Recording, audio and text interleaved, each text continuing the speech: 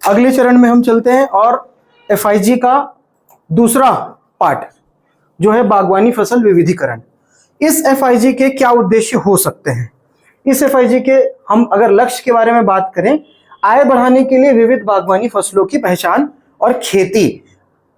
अगर हम केवल एक फसल कर रहे हैं, अगर हमारी आय उसमें कल 10 रुपए थी तो आज भी 10 ही रुपए रहेगी, हमको कुछ नया करना पड़ेगा। तो हम क्या करें? धान के अलावा हम क्या कर सकते हैं? हम फलों की खेती कर सकते हैं, हम फूलों की खेती कर सकते हैं, हम किसी भी सब्जियों की खेती कर सकते हैं। इसको बोलते हैं विविधीकरण। विविधीकरण का क्या मतलब है? एक के अलावा और आप डाइवर्सिफाइड रखिए अपने आप को, ताकि एक फसल अगर आपकी खराब हो रही है तो दूसरी फसल, फिर उसके बाद में किसान रोता है कि मेरी फसल खराब हो गई, मैं क्या करूं? आपके पास में 2-3 ऑप्शन होने चाहिए कि अगर मेरा टमाटर खराब हो रहा है तो मेरी भिंडी बची रहे, अगर ये खराब हो रही है तो मेरा धान बचा रहे। अगर मेरा धान खराब हो गया तो आप आज क्या करोगे? आप आज कुछ नहीं कर पाओगे। ठीक है, इनके उद्देश्य क्या होने चाहिए? क्षेत्र के लिए उपयुक्त। आपका क्षेत्र, हर किसी का क्षेत्र अलग अलग है, उस क्षेत्र में आपको क्या लगता है कि कौन सा फसल उपयुक्त है, वो उपयुक्त फसलों को चयन करना, कम से कम 3।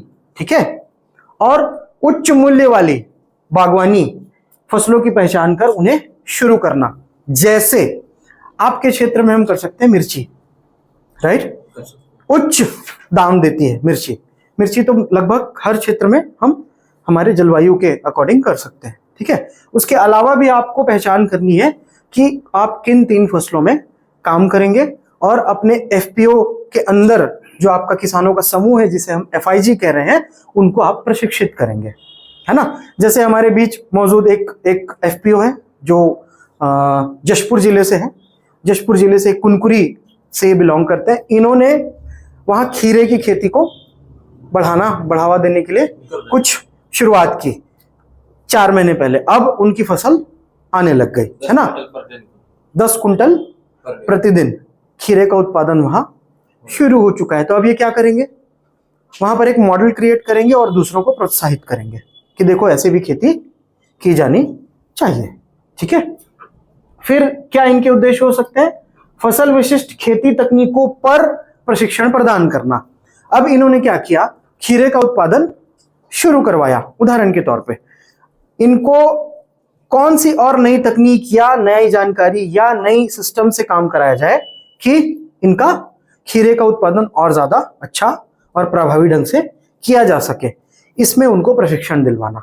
ठीक है, फिर 3 माह के भीतर नई फसलों के लिए बाजार से संपर्क स्थापित करना। भाई, उगवाना एक उद्देश्य है, लेकिन उसका बाजार में किस तरीके से उचित मूल्य मिलेगा और किस तरीके से इनका फसल मार्केट में पहुंचेगा, इस चीज में भी उस पर्टिकुलर FIG को, उस किसान के समूह को हमको प्रशिक्षण देना है। तो ये रहा आपका दूसरा